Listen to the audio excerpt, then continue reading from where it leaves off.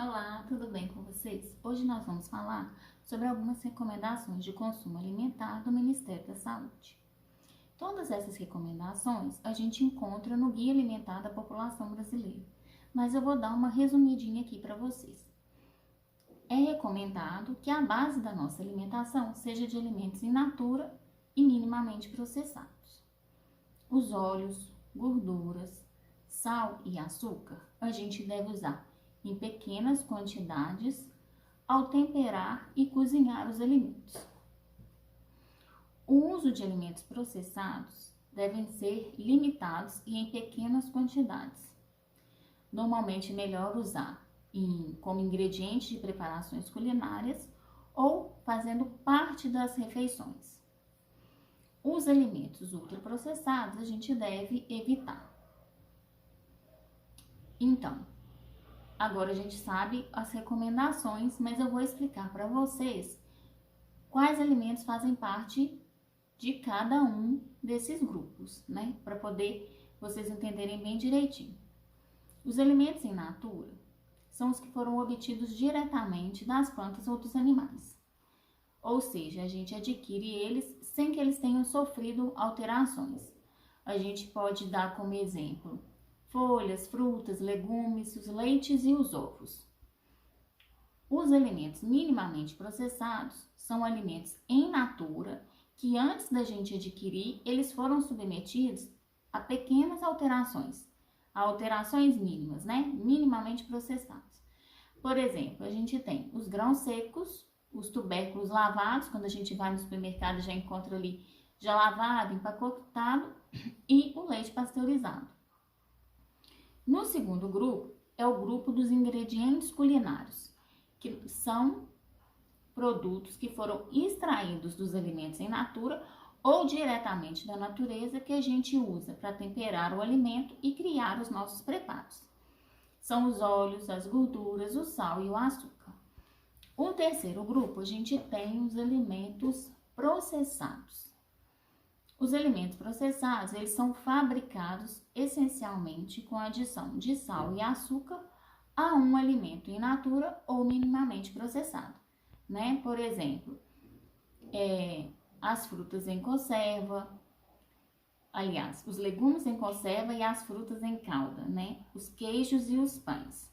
Os ultraprocessados é o último grupo dos alimentos, que normalmente a fabricação dele envolve diversas etapas e técnicas para o seu processamento. Normalmente tem ali a adição de vários ingredientes e muitos deles de uso exclusivamente industrial, né? A gente não encontra na despensa da nossa casa, a gente não conseguiria elaborar um produto desses. A gente pode citar aqui o refrigerante, o macarrão instantâneo, uma salsicha, né? E o que acontece? Normalmente esses aditivos exclusivamente industrial, eles são acrescentados ao produto para imitar um produto natural, né? Então, aí muitas vezes o que acontece? A gente já tem essa classificação, sabe os grupos que fazem parte, mas como que a gente vai diferenciar um produto processado de um ultraprocessado, né? Na lista de ingredientes ali a gente já consegue ver uma diferença. Os processados têm poucos ingredientes e os ultraprocessados costumam ter 5 ou mais ingredientes, né? Então, quando você começa a olhar a lista ali, já começa a vir aqueles nomes pouco familiares que a gente não tem, que a gente nem sabe o que é um alimento ultraprocessado. Então, para ficar bem claro aqui, eu vou pegar um protagonista e colocar ele nas classes para a gente entender. Vamos pegar o pêssego. A gente tem a fruta pêssego in natura.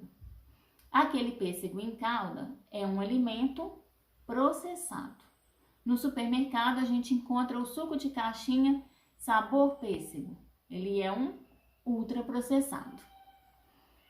Se a gente pegar uma vitamina de leite com morango, é a mistura do morango in natura com leite minimamente processado. Uma geleia de morango é processado. E aquele preparado lácteo tipo petit suisse que a gente encontra no supermercado sabor morango, é um alimento ultraprocessado. Terceiro e último exemplo, a gente pegar um milho in natura, milho. Fazer um pão caseiro de milho, processado. E a bisnaguinha sabor milho, ultraprocessado. Alimentos ultraprocessados, a gente encontra eles em toda parte e eles estão sempre acompanhados de muita propaganda, né? Para poder te levar àquele consumo mesmo. Outro ponto, as transmissões de habilidade culinária, né, de família, de geração para geração, tem diminuído bastante. E isso, as pessoas não saberem cozinhar, favorece o consumo de alimentos pronto para consumo, né? Então, de uma forma geral também, uma alimentação saudável, ela requer mais dedicação com a alimentação. E as pessoas não andam tanto tempo para isso, né? Ou pelo menos assim, não priorizam às vezes esse tempo, esse cuidado com uma alimentação ali, com preparar o seu próprio alimento.